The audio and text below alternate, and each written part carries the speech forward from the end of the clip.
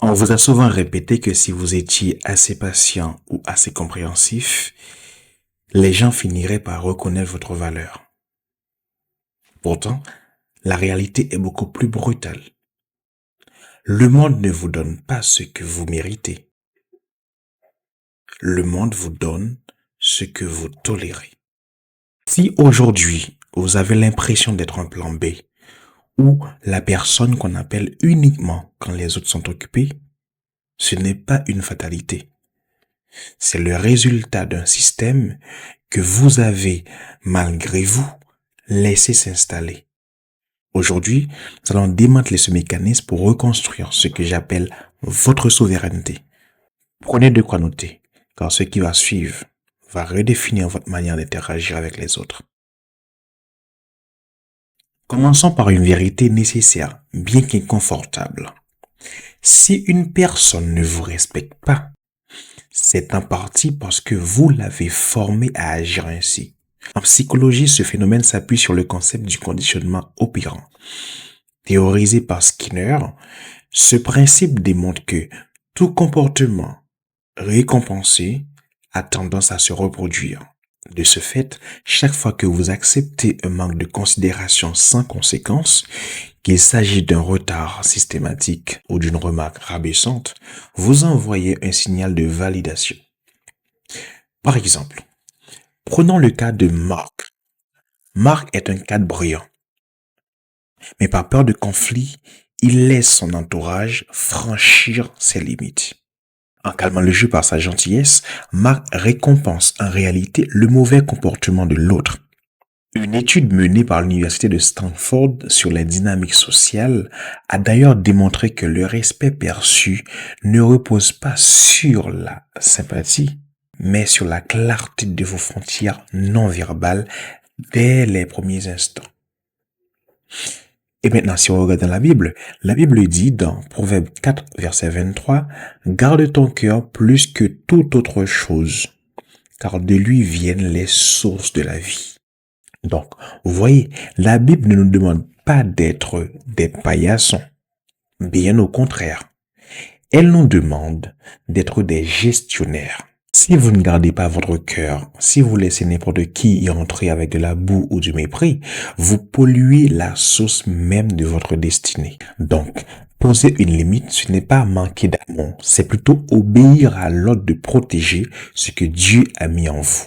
Dès lors, l'exercice est très simple. Listez sur un papier, sur une feuille, vos non négociables. Si votre entourage à l'avenir piétine ces lignes rouges sans que vous ne disiez rien, vous serez donc pas patient, vous serez complice de votre propre dévaluation. Mais le respect ne s'arrête pas aux limites, il concerne également votre position. Il faut savoir que le plus grand voleur de temps dans la vie, c'est l'ambiguïté. Certains d'entre vous s'investissent dans des relations que je qualifie de fantômes. Vous agissez comme si vous étiez en couple, alors que l'autre vous traite comme une distraction temporaire. Ce déséquilibre porte un nom en sociologie, ça s'appelle l'asymétrie d'engagement. Selon la théorie de l'échange social, celui qui a le moins peur de perdre la relation détient systématiquement le pouvoir. Par conséquent, si vous n'osez pas demander où vous en êtes, vous avez déjà cédé tout votre pouvoir. Le Gottman Institute, référence mondiale en psychologie des relations, explique qu'un peut-être prolongé est en réalité un non qui ne veut pas prendre ses responsabilités. Par rapport à cela, voici donc votre outil de souveraineté. Posez la question, quelle est ma place réelle ici? Quelle est ma place réelle dans la relation? Ne craignez pas la réponse. Craignez plutôt de passer 2 ans de plus à construire sur un terrain qui ne vous appartient pas. Pourtant, même quand la vérité est sous vos yeux, vous restez. Pourquoi? C'est à cause d'un bug cognitif puissant qu'on appelle le biais des coûts irrécupérables. Vous vous dites souvent, j'ai déjà investi 3 années. Je ne peux pas arrêter maintenant. C'est une erreur de calcul. Tragique. Pourquoi? Parce que le prix que vous avez payé pour une erreur ne doit jamais justifier de continuer à la reproduire.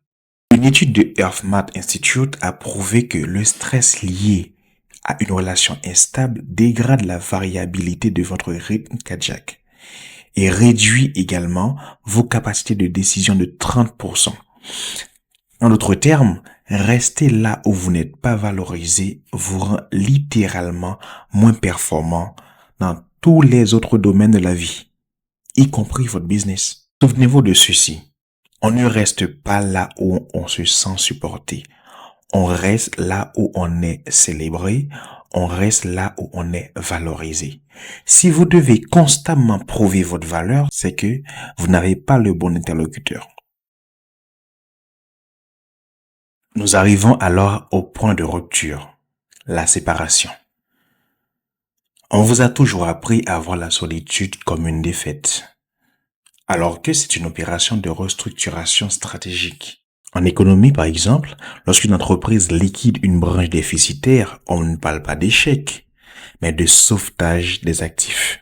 Mais c'est pareil, votre temps et votre énergie sont vos actifs les plus précieux. Une séparation avec une personne qui freine votre développement n'est pas un vide. Au contraire, c'est une libération de ressources.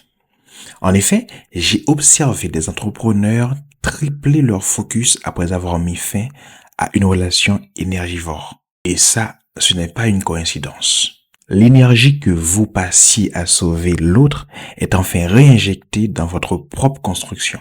En fait, le vide que vous craignez tant est en réalité l'espace nécessaire pour accueillir ce que vous méritez vraiment. Vous m'avez écouté assez longtemps. Maintenant, il faut passer à l'action. Votre plan d'action doit être clair. 1. Identifiez vos limites. 2. Questionnez votre position sans peur. Et 3. Acceptez de laisser partir ce qui ne vous sert plus. La souveraineté, c'est quoi? C'est comprendre que si tout le monde quitte la pièce, la personne la plus importante est toujours présente. Et cette personne-là, c'est vous. Donc, si vous êtes prêt à reprendre le contrôle, écrivez souverain en commentaire. C'est le signal que vous changez de ligue à partir d'aujourd'hui. Abonnez-vous pour la prochaine masterclass sur la psychologie du succès. Nous avançons ensemble.